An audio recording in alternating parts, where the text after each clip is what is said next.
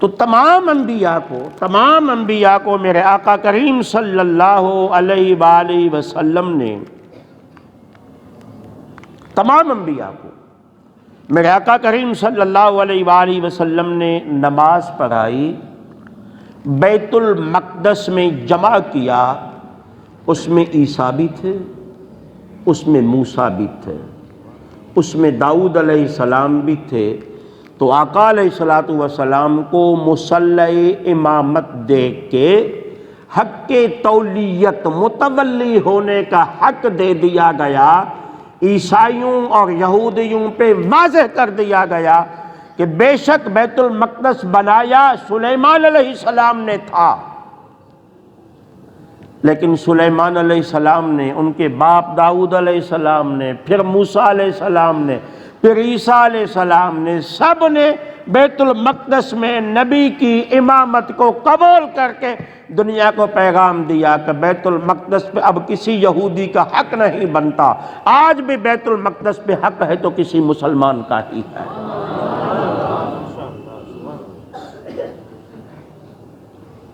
لیکن دل تب دکھتا ہے، کل ہی میں خبریں سن رہا تھا کہ اس نے بمباری کر دی، 100 سے زیادہ مسلمان شہید ہو گئے۔ اب تو ہم نے ان کے لیے دعائیں کرنا بھی چھوڑ دی۔ 30,000 سے زیادہ مسلمان شہید ہو چکے ہیں، جس میں 18,000 سے زیادہ بچے ہیں۔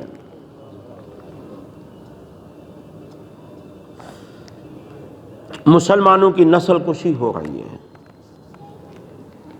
اور اللہ کی قسم تاریخ لکھی جا رہی ہے۔ جس طرح کربلا کی تاریخ لکھی گئی نا، کیسے نہتا اور مظلوم اور پیاسا شہید کیا گیا تھا حسین کو، جسے حضرت عثمان غنی کی تاریخ لکھی گئی تھی نا کہ کیسے ان کو 40 دن کا پیاسا کر کے شہید کیا گیا تھا، جسے مکہ اور مدینہ پہ حملے کی تاریخ لکھی گئی ہم پڑھتے ہیں، جیسے ہجرت پاکستان کے وقت آپ کے بزرگوں کے ساتھ کیا سلوک کیا سکھوں نے،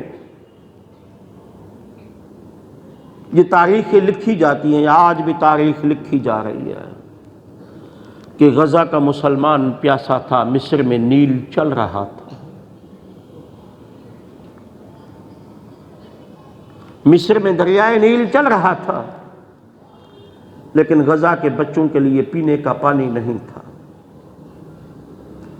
ساتھ ہی قطر میں، ساتھ ہی سعودی عرب میں، متحدہ عرب امارات میں تیل کے کنویں موجود تھے، لیکن فلسطین کے مظلوم بچوں کو اسپتال تک پہنچانے کے لیے، ایمبولنس کے لیے پیٹرول نہیں تھا۔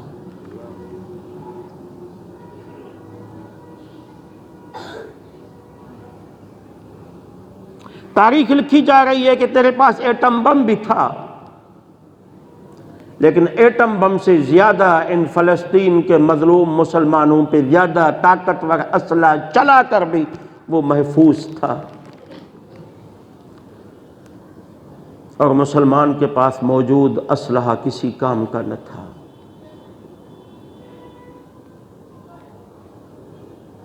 تاریخ لکھی جا رہی تھی کہ ایران کے پاس طاقتور فوج تھی، تاریخ لکھی جا رہی ہے کہ ترکی کے پاس طاقتور فوج ہے،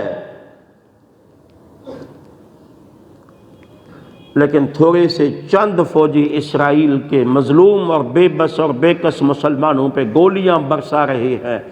نہ ترکی کی غیرت جاگی۔ لکھی جا رہی ہے تاریخ کہ ایران نے ہی حماس کو کہا تھا کہ حملہ کرو، ہم تمہارے ساتھ ہیں،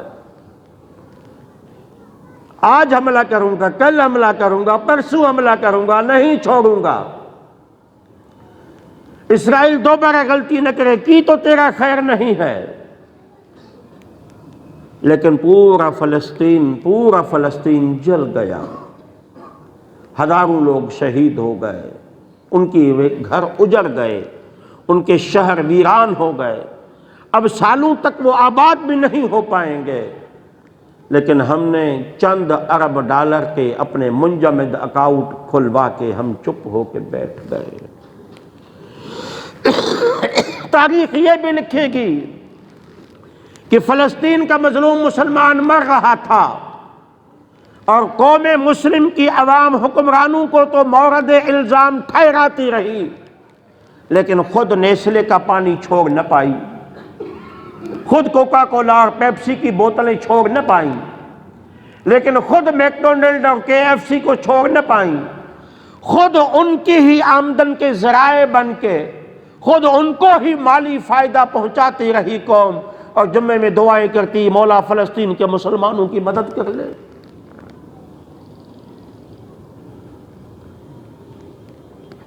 یار تاریخ لکھی جا رہی ہے آپ لوگوں کی کہ جب فلسطین کے مظلوم مسلمانوں پہ خون بہہ رہا تھا تو ہندوستان سے بے حیا رقاصاں بلا کے، بے حیا فنکار بلا کے، غیر مسلم رقاصاؤں کو بلا کے سعودیہ عربیہ کے سرزمین پہ ناچ گانے اور مجرے کی محفلیں کروائی جا رہی تھی۔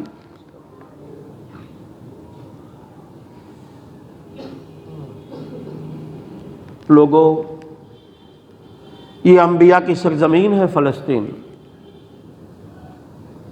آج اور کل عرب دنیا میں کل اور ایشیا میں آج ہم فلسطین کا، آج بیت المقدس کی باتیں مسجد میں بیٹھ کے کر رہے ہیں، لیکن ہم نے بیت المقدس کے وارثوں کو تو بھلا دیا۔ آج بیت المقدس میں آج ہی دھواں اٹھ رہا ہے،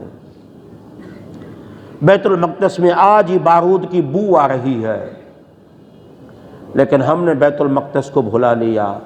آئیے ایک مرتبہ پھر عہد کریں کہ انشاءاللہ اسرائیل اور ان کے حامیوں کے مصنوعات کا بائیکاٹ کریں گے۔